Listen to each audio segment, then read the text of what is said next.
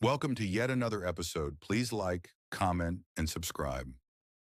In the heart of a vibrant African city, four young women, Katie, Nana, Mimi, and Caro, were the definition of beauty, brains, and sisterhood. With glowing brown skin, striking curves, and confidence that lit up every room, they were the it girls of their university days. From freshman year to graduation, they did everything together. Group projects, wild campus parties, impromptu road trips, and late-night gossip over suya and bottles of wine. They were more than friends, they were a tribe. But in the eyes of men, one of them always seemed to shine a little brighter, Katie. She wasn't the loudest, nor the most flirtatious, but there was something about her that made heads turn. Her effortless elegance, kind and quiet confidence. The way she carried herself with grace, and men noticed a lot. At campus events, guys lined up to ask her to dance. On regular days walking down the street, honks, stares, and compliments followed her. Even the lecturers treated her with subtle favor. And though Katie always stayed humble, the admiration she received didn't go unnoticed by her friends. They laughed it off at first and teased her about it. "Katie, you're the human magnet," Caro once joked during a party, after yet another guy ignored the rest and approached only Katie. But inside, something bitter was growing. After graduation, the four women stayed in the same city. They got jobs, moved into their own apartments, and tried to keep the friendship alive. Weekends were reserved for brunches, sleepovers, and those spontaneous getaways they loved. One Saturday morning, during a beach trip on the Kenyan coast, Katie dropped a bombshell as they sipped fresh coconut juice under palm trees. "Girls, I'm getting married," she said, flashing a diamond ring so stunning it caught the sunlight. "What?" they screamed in unison, jumping up and surrounding her with hugs. "To who?" Nana demanded. "Charlie," Katie said, grinning. "You remember him, the businessman I met at the art gala? We've been dating for a while now, and he proposed last night." The celebration was loud and full of laughter. They toasted with cocktails and danced barefoot in the sand. But later that night, when Katie went to bed early, the celebration turned sour. "So she bagged a multi-millionaire?" Mimi muttered. Nana rolled her eyes. "It's always Katie. She is always the one with the fairy tale life," Caro added with venom in her tone. "Let's be real. What does she even do that's so special? This life she's living, it should have been mine." Their jealousy, once hidden beneath smiles, now simmered into something dangerous. Over the next few weeks, Katie shared every step of her wedding planning with them. They went dress shopping, did cake tastings together, and chose the color scheme, purple and gold. Katie asked them to be her bridesmaids, and they said yes with fake smiles and fake tears of joy. Behind her back, they whispered, plotted. They wanted her ruined, and not just heartbroken, they wanted her changed forever. 2 nights before the wedding, Katie hosted a sleepover for the bridal team at her apartment.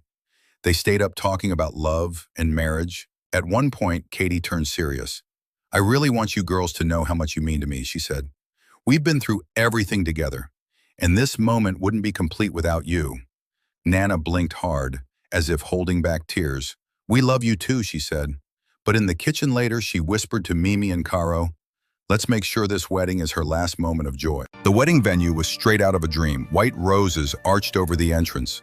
Golden chairs gleamed in the sun, and traditional African drummers played softly as guests arrived in Ankara, kitenge, lace, and gele.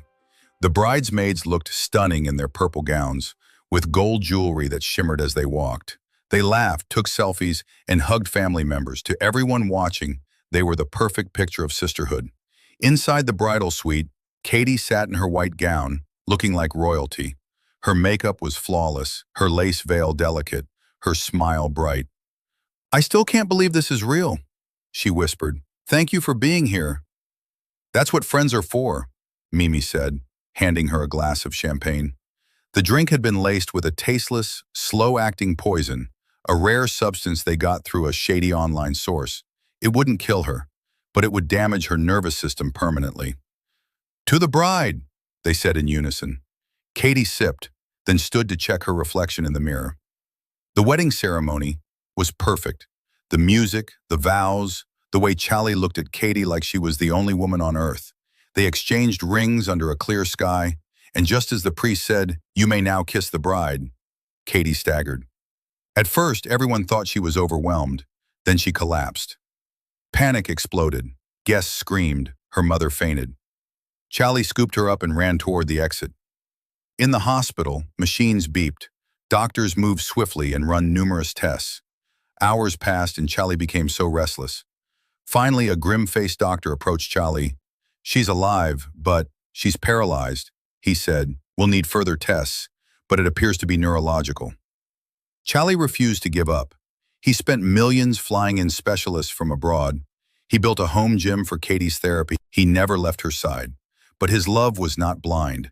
He knew something was wrong. He quietly hired a team of international detectives. They tracked down the caterers, reviewed security footage, and hacked into Nana, Mimi, and Caro's group chat. The evidence was undeniable. Chats about their evil plans were found. They were arrested, handcuffed in broad daylight, and taken into custody. In court, the women broke down, blaming each other. Their crocodile tears meant nothing. They were sentenced to 50 years each for attempted murder. 2 years passed and Katie had been through pain no one should ever face. But she refused to be broken. Day by day, her body responded to therapy. Her determination was unshakable. On her 2-year anniversary, in front of a small crowd in their garden, Katie stood. On her own 2 feet. Charlie cried as she walked slowly toward him. Today, Katie is a living testimony of love, betrayal, healing, and resilience. She speaks at women's empowerment forums, has written a best-selling memoir. She also travels the world together with her husband, Charlie. Well, not everyone who calls you sis is your sister. Envy hides in smiles. Protect your peace. And most importantly, true love never leaves you, even at your lowest.